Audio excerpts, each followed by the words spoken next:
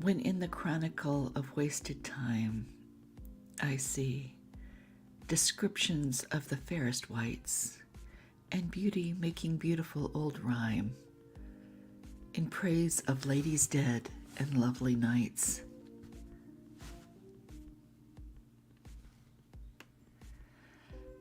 Then in the blazon of sweet beauty's best, of hand, of foot, of lip, of eye, of brow, I see their antiqued pen would have expressed even such beauty as you master now.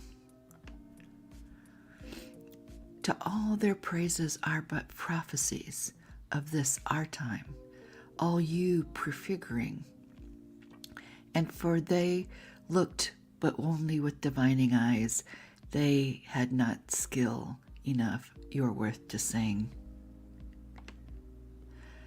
For we, which now behold these present days, have eyes to wonder, but lack the tongues to praise.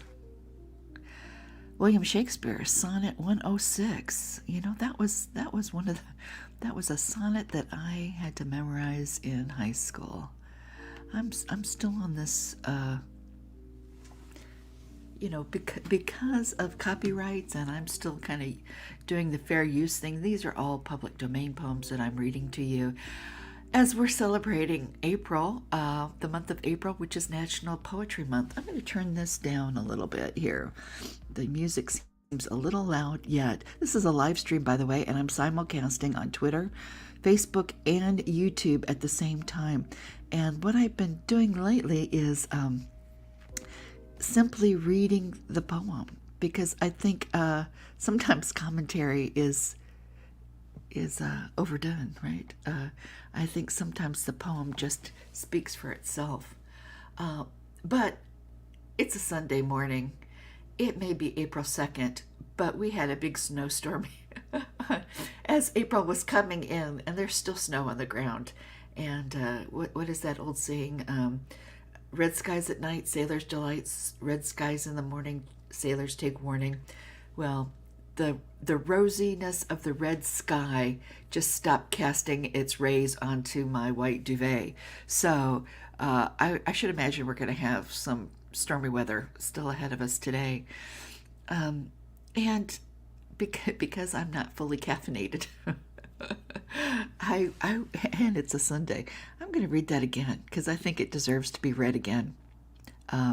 Because I think I stumbled here and there, but that's what the live streams are about. And what I'm trying to do here is a couple things. Number one, it is a live stream, so if you are here live, you can make comments in the comment section, either in Facebook or YouTube, and I can bring them on. Even if you're watching or listening to this in replay, because it goes over Google Podcasts too. So some of this is only audio for some of you folks, and so we need some more poetry in our lives. We really need more poetry in our lives, and so I'm all about that. I might not be perfect. I might need a whole lot of practice about reading out loud again, and I figured if I can practice and at the same time give you guys some poetry, that's the double win. And it's a triple win if you connect with me and you tell me your stories of poems that you had to memorize and that are still near and dear to your heart. And then we'll see where this venture takes us, won't we? But I think Will deserves another round, and I know that this is probably not his most famous of his sonnets, right?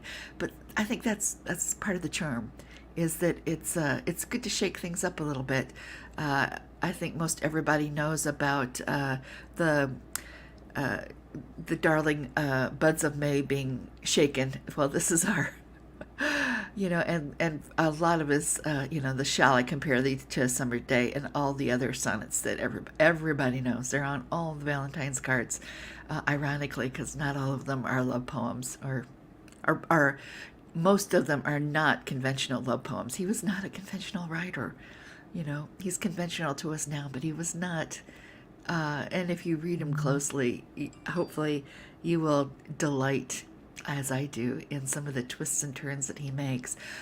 For instance, this one, he's saying that the courtly vocabulary of times gone by, because he's writing in the 1600s of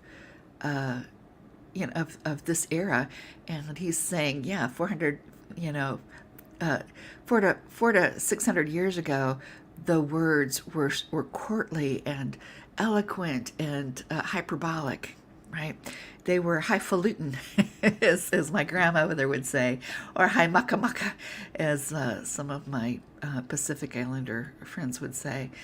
Um, they were wonderfully ornate, beautiful words that roll around in your mouth. But they were, uh, as he says, they were not a lie, but they were just anticipating the beauty that he's seeing now. Right.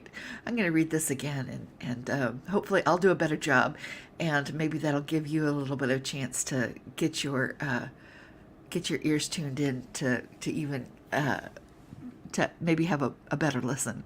Okay. When in the chronicles of wasted time I see descriptions of the fairest wights, and beauty making beautiful old rhyme in praise of ladies dead and lovely knights, then in the blazon of sweet beauty's best, of hand, of foot, of lip, of eye, of brow, I see their antique pen would have expressed even such beauty as you master now. So all their praises are but prophecies of this our time, all you prefiguring, and for they looked but with divining eyes. They had not the skill enough your worth to sing. For we, which now behold these present days, have eyes to wonder, but lack the tongues to praise. All right. Well, on that, I'm going to leave you. But yes, I'd love to hear your comments, and I will take suggestions if you have lovely poems that you want to have read out loud. Have a blessed day.